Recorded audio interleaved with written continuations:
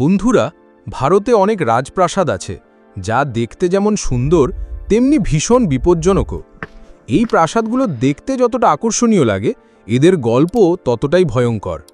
প্রতিটি প্রাসাদেরই রয়েছে এক বিশেষ ইতিহাস, যা রোমাঞ্চ ও রহস্যে ভরা। আপনাদের জানিয়ে রাখি, এই প্রাসাদগুলোর মধ্যে কিছু এগুলো এতটাই ভয়ঙ্কর যে এখানে যাওয়া মানে নিজের মৃত্যুকে নিমন্ত্রণ জানানোর মতো। আর আজ আমরা আপনাদের এমনই 7টি ভারতের সবচেয়ে বিপজ্জনক কেল্লার কথা বলবো, যাদের যাত্রা যেমন আপনার জন্য বিপজ্জনক হবে, তেমনি তাদের গল্প আরও বেশি রোমাঞ্চকর। হ্যালো বন্ধুরা, আমি রাজীব, আর আপনারা দেখছেন রাজীব ঘোস্টেন গল্প 1। ভগবানগড়ের কেল্লা। ভগবানগড় কেল্লা মহারাষ্ট্র রাজ্যের সহ্যাদ্রি পাহাড়ে অবস্থিত। এটি প্রায় 1000 মিটার উচ্চতায় নির্মিত। বন্ধুরা, এর উচ্চতা দেখে ভালো ভালো মানুষেরও ঘাম ছুটে যায়। তবে তবুও অনেক পর্যটক এখানে এই ভয়ের স্বাদ নিতে আসেন। আপনাদের জানিয়ে রাখি, এই কেল্লা পনহালার রাজাদের। এটি পনহালার রাজাদের দ্বারা নির্মিত হয়েছিল এবং এটি মারাঠিদের দ্বারা ব্যবহার করা হতো। পরে 23 মে 1818 সালে ইংরেজেরা এটি দখল করে নিয়েছিল। বর্তমানে ভগবানগড় কেল্লার রক্ষণাবেক্ষণ ভারতের সরকার কর্তৃক করা হয়।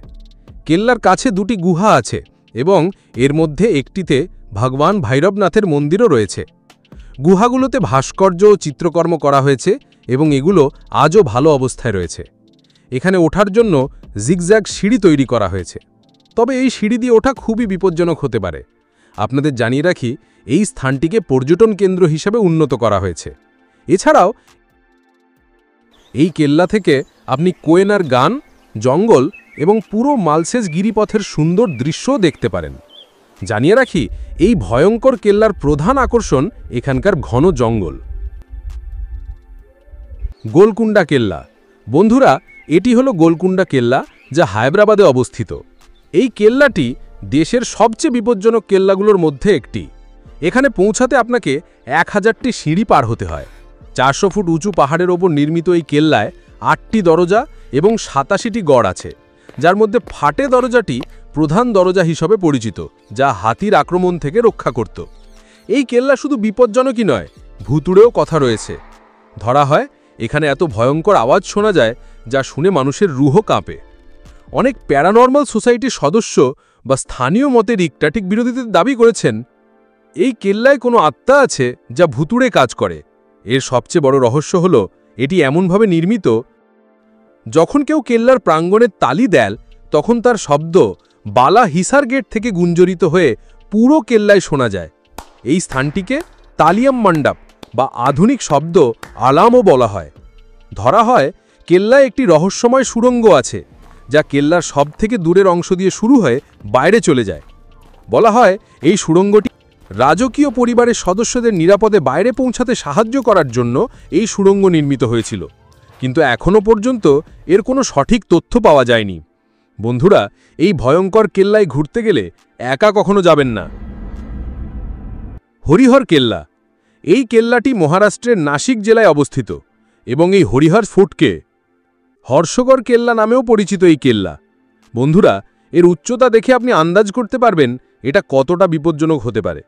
জানিয়ে রাখি, এই কেল্লাটি প্রায় 1300 বছর আগে যদুবংশী রাজাদের দ্বারা নির্মিত হয়েছিল এবং এখানে চাট্টান কেটে তৈরি করা হয়েছে এর বিশেষ সিঁড়ি, যার কারণে আজ এখানে অনেক পর্যটক। বন্ধুরা, এখানে অনেক পর্যটক আসেন।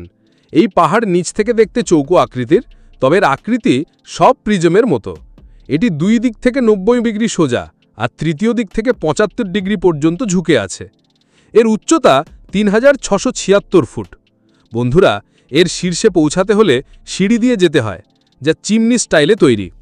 এখানে 50টি সিঁড়ি চড়ার পর প্রধান দরজা বা মা দরজা দেখা যায়, যা আজও খুব ভালো অবস্থায় রয়েছে। এরপর আরও সিঁড়ি আছে, যা একটি চাট্টানের মধ্যে দিয়ে যায় এবং এটি আপনাকে কিল্লার শীর্ষে নিয়ে যায়, যেখানে হনুমানজি এবং ভগবান শিবের একটি ছোট মন্দিরও আছে। মন্দিরের পাশেই একটি ছোট্ট পুকুরও আছে, যার পানি এতটাই পরিষ্কার যে তা পান করা যায়। এখান থেকে একটু এগিয়ে গেলে 2 কমরোর একটি ছোট্ট প্রাসাদও আছে, যেখানে 10 থেকে 12 জন মানুষ থাকতে পারে। জানিয়ে রাখি, এই কেল্লায় ওঠার পর এখান থেকে দেখা দৃশ্যগুলো অত্যন্ত মনোমুগ্ধকর। এখান থেকে আপনি বাঁশগড় কেল্লা, উত্তবড় পীঠ এবং ব্রহ্মা হিলসের সুন্দর দৃশ্যও এখান থেকে দেখা যায়। কিন্তু বন্ধুরা, এই কেল্লায় ওঠার অভিজ্ঞতা অত্যন্ত বিপজ্জনক। এছাড়াও এই কেল্লার চড়াইকে হিমালয়ের পর্বতারোহীরা বিশ্বের সবচেয়ে বিপজ্জনক ট্র্যাকগুলোর মধ্যে একটিতে গণ্য করেন। মেহরানগড় কেল্লা। মেহরানগড় কেল্লা 1459 সালে রাও যোধায় কর্তৃক যোধপুরে নির্মিত হয়েছিল। এটি দেশের সবচেয়ে বড় কেল্লাগুলোর মধ্যে একটি এবং 410 ফুট উঁচু পাহাড়ের চূড়ায় অবস্থিত। বন্ধুরা, মেহরানগড় কেল্লা শুধু বিপজ্জনকই নয়, বিশাল দেওয়াল দিয়ে সুরক্ষিত। এই দেওয়ালের উচ্চতা 20 ফুট থেকে 120 ফুট পর্যন্ত এবং প্রস্থ 12 ফুট থেকে 70 ফুট পর্যন্ত। এখান থেকে যোধপুর শহরের পাশাপাশি পাকিস্তানও এখান থেকে স্পষ্ট দেখা যায়। পাশাপাশি কেল্লার শেষ দরজার কাছে লো পাল এবং জোহর করা রানীদের হাতের ছাপ আছে, যেখানে 15 জনের বেশি রানীর হাতের ছাপ আছে, যারা 1843 সালে তাদের স্বামী মহারাজা মানসিংয়ের মৃত্যুর পর জোহর নিয়েছিলেন। এই ঘটনার আগেও 1731 সালে মহারাজা অজিত সিংয়ের 6 রানী এবং 58 পাটরানী রাজার মৃত্যুর পর জোহর নিয়েছিলেন। আপনাদের জানিয়ে দিই, এটি একটি কালান্তক সাপের কারণে এমন ঘটে। আজও এই এলাকার আশেপাশে বসবাসকারী মানুষের মধ্যে এই সাপের কথা প্রচলিত আছে, তাই এখানে মৃত্যুর আত্মা বসবাস করে মনে করা হয়। প্রতাপগড় কেল্লা। প্রতাপগড় কেল্লা মহারাষ্ট্রের সাতারা জেলায় অবস্থিত একটি ঐতিহাসিক কেল্লা, যা মহারাষ্ট্র সাম্রাজ্যের ছত্রপতি শিবাজী মহারাজের দ্বারা 1656 সালে নির্মিত হয়েছিল। এই কেল্লা সমুদ্রতল থেকে 1000 মিটার উচ্চতায় অবস্থিত, তাই যদি আপনি উচ্চতায় ভয় পান তাহলে এখানে ওঠা আপনার জন্য ঝুঁকিপূর্ণ হতে পারে। জানিয়ে রাখি, এটি মারাঠা শাসন সাম্রাজ্যের ছত্রপতি শিবাজী মহারাজের দ্বারা 1656 সালে নির্মিত হয়েছিল। তিনি এই কেল্লাটি নির্মাণ করেছিলেন নীরা এবং কোয়েনা নদীর দ্বারা নিরাপত্তা বাড়ানোর উদ্দেশ্যে। বন্ধুরা, যদি আপনি প্রতাপগড়ের ভ্রমণ করেন তাহলে আপনাকে এই যাত্রায় সবুজ সমৃদ্ধ জঙ্গল এবং চাট্টানি এলাকাগুলোর পাশাপাশি মধ্যম স্তরের চড়াইও পের হতে হবে। পাশাপাশি এই কেল্লায় মা ভবানী এবং শিবাজির মন্দিরও দেখতে পাবেন। ভানগড় কেল্লা। বন্ধুরা, এই কেল্লাটিকে ভারতের সবচেয়ে বিপজ্জনক কেল্লাগুলোর মধ্যে একটি মনে করা হয় এবং এটি ভারতের সবচেয়ে ভুতুড়ে স্থান হিসেবেও পরিচিত। আপনাদের জানিয়ে দিই, রাজস্থানের ভানগড় কেল্লাকে ভূতের দুর্গ ধরা হয় এবং এটি প্রায়ই আলোচনায় থাকে। এখানে অনেক প্যারানর্মাল সোসাইটির সদস্য নিয়মিত গবেষণা করেন। এখানে কেউ কেউ ভূত থাকার দাবি করেছেন, আবার কেউ কেউ এটিকে শুধুমাত্র গুজব হিসেবে দেখিয়েছেন। ভারতীয় প্রত্নতাত্ত্বিক বিভাগও এখানে সন্ধ্যা হলে প্রবেশ নিষিদ্ধ করেছে। এই কেল্লার ভুতুড়ে হওয়ার প্রধান কারণ হিসাবে বলা হয় রাজকুমারী রত্নাবতী এবং তান্ত্রিক সিদ্ধুর একপক্ষীয় প্রেমের ঘটনা। গল্পটি এমন যে এখানে লোকজন বলেন এই কেল্লায় আত্মার বাস আছে। অনেকেই এমন ঘটনা উল্লেখ করেছেন যে কেউ রাত্রেবেলা এখানে গিয়েছিল কিন্তু আর কখনো ফিরে আসেনি। বন্ধুরা, এই কেল্লায় যাওয়া সবার জন্য সহজ কাজ নয়। প্রবলগড় কেল্লা। বন্ধুরা, মহারাষ্ট্রের রায়গড়ে অবস্থিত এই প্রবলগড় কেল্লা ভারতের সবচেয়ে বিপজ্জনক কেল্লাগুলো বলে মনে করা হয় এবং এটি সমুদ্রতল থেকে 2330 ফুট উচ্চতায় অবস্থিত। জানিয়ে রাখি, এই কেল্লায় ওঠা অত্যন্ত ঝুঁকিপূর্ণ। এখানে ওঠার জন্য মানুষদের জন্য পাথর কেটে সিঁড়ি তৈরি করা হয়েছে, কিন্তু এই সিঁড়িগুলোর মধ্যে কোনো রশি বা রেলিং নেই।